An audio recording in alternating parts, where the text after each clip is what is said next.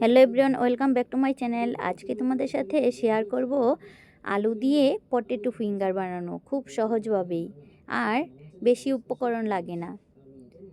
তোমরা খুব সহজভাবেই বাসায় বানিয়ে নিতে পারবে। আর এই পটেটো ফিঙ্গারটা কিন্তু সন্ধ্যের টিফিনে সবাই খেয়ে পছন্দ করবে চায়ের সাথে, তাই ভাবলাম তোমাদের সাথে শেয়ার করি। আর পটেটো ফিঙ্গার বানাতে আলু সেদ্ধ করে নিতে হবে, তারপর ম্যাশ করে নিয়েছি একদম মিহি করে। তারপর সাথে কর্নফ্লাওয়ার দিয়েছি, আর স্বাদ মতো লবণ, আর মরিচের গুঁড়া দিয়েছি, শুকনো লঙ্কার আর কালো গোলমরিচ। তারপর দিয়ে ভালো করে মেখে নিতে হবে। ভালো করে মধ্যে একটা ডো বানিয়ে নিতে হবে। ডো আকারের হলে তারপর পটেটো ফিঙ্গারগুলো বানিয়ে নিতে হবে খুব সহজভাবেই। আর বাচ্চারা তো খেতে খুবই পছন্দ করবে। আমার মথা হয়ে গেছে ডোটা। তারপর উপর থেকে একটু তেল ছড়িয়ে নিলাম যাতে লেগে না যায় হাতে। তোমরা বাসায় অবশ্যই বানিয়ে দেখতে পারো। বাচ্চারা খেয়েও খুব পছন্দ করবে, আর বড়রাও খেয়ে খুব পছন্দ করবে। এই পটেটো ফিঙ্গারটা সসের সাথে খেতে দারুণ লাগে। গরম গরম কোনো আত্মীয় স্বজন আসলেও এই পটেটো ফিঙ্গারটা বানিয়ে দিতে পারো, খেতে কিন্তু দারুণ লাগে। দেখো, আমি বানিয়ে দেখিয়ে দিচ্ছি কিভাবে বানাতে হয়। অল্প করে ডো নিয়ে তারপর হাতের তালুতে একটু তেল লাগিয়ে তারপর এরকম করে ফিঙ্গারের মতো বানিয়ে নিতে হবে। খুব সহজ, তোমরা একটা বানালেই বুঝতে পারবে কিভাবে বানাতে হয়। তোমরা তোমাদের পছন্দ মতো শেপটা দেবে। আমি আমার পছন্দ মতো শেপটা দিয়ে নিয়েছি। আমি একইভাবে সবগুলো বানিয়ে নেব। আর এই পটেটো ফিঙ্গারটা কিন্তু আমাদের বাড়িতে সবাই পছন্দ করে। আমি মাঝে মাঝেই বানিয়ে দিই, সবাই খেয়ে খুব পছন্দ করে, তাই মাঝে মাঝেই বানিয়ে দিই।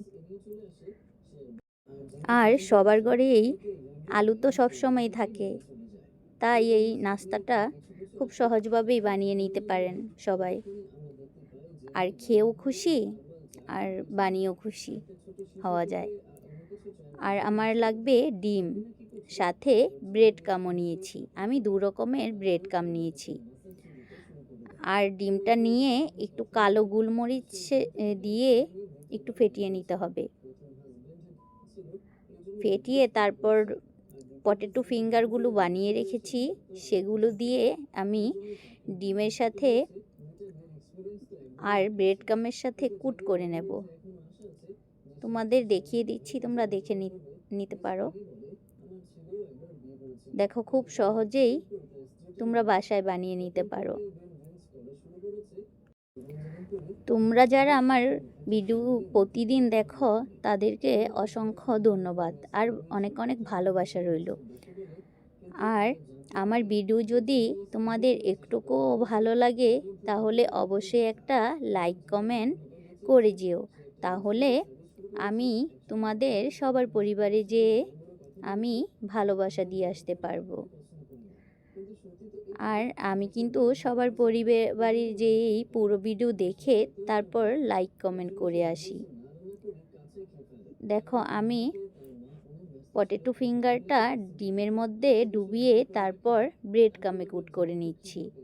আমি একইভাবে 2 বার কুট করে নেব।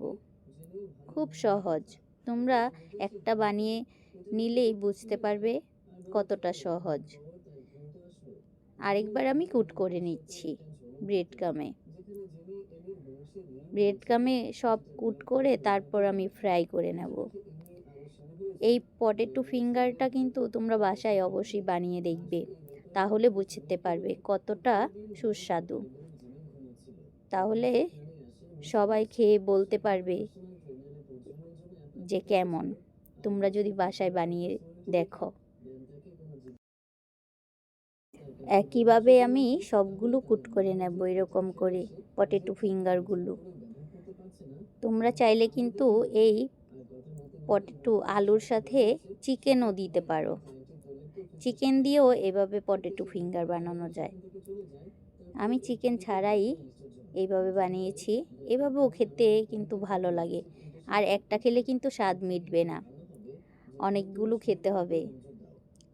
আর এত পরিমাণে সুস্বাদু যে যত যত বানাই ততই যেমন খেতে মন চায়। আর সবাই নাস্তায় সন্ধ্যার টিফিনে খুবই মজা করে খায়। আর বাচ্চারা তো কথাই নেই, বাচ্চারা তো কি যে পছন্দ করে কি বলবো তোমরাও বাসায় বানিয়ে দিও, তাহলে দেখতে পারবে বাচ্চারা কিভাবে খেয়ে নেয়। আমি এখন ফ্রাই করতে চলে যাব, বেশিক্ষণ লাগে না ফ্রাই করতে। তেলটা গরম হলেই পটেটো ফিঙ্গারগুলো দিয়ে আমি ভেজে নেব একটু লাল লাল করে। খেতে কিন্তু অসাধারণ, তোমরা বাসায় অবশ্যই বানিয়ে দেখবে। আর ভিডিওটি কেমন লাগলো অবশ্যই কিন্তু কমেন্ট করে জানিও। আর যদি কোনো ভুল ত্রুটি হয় তোমরা কিন্তু সেটাও ধরিয়ে দেবে। আর তোমাদের একটা লাইক কমেন্ট আমার ভিডিও বানানোর আর রান্না করার উৎসাহ বাড়িয়ে তোলে। দেখো আমি কথা বলতে বলতে কিন্তু আমি পটেটো ফিঙ্গারগুলো ফ্রাই করে নিয়েছি। খেতে অনেকই টেস্টি আর খুব সহজভাবেই বানিয়ে ফেলা যায়, আর বেশি উপকরণও লাগে না। খেতে কিন্তু অসাধারণ। আর তোমাদের ভিডিওটি কেমন লাগলো অবশ্যই কমেন্ট করে জানিও। আর বাসায় বানিয়ে খেয়ে দেখে আমাকে কমেন্ট করে জানিও যে কেমন খেতে। খেতে কিন্তু অনেক লোভনীয়, যেমন দেখতে খেতেও অসাধারণ। আমি একইভাবে সবগুলো ভেজে নিয়েছি। দেখো বেশিক্ষণ সময় লাগেনি, আমার ফ্রাই করা শেষ। এবার খাবারের পালা। আর সসটা কিন্তু আমার নিজের হাতে বানানো সসই। খেতে কিন্তু সস দিয়ে পটেটো ফিঙ্গার দারুণ দারুণ লাগে। দেখো আমি একটা খেয়ে দেখিয়ে দিচ্ছি ভেতরটা কেমন নরম আর উপর থেকে কেমন ক্রিসপি। দেখো খেতে অসাধারণ হয়েছে।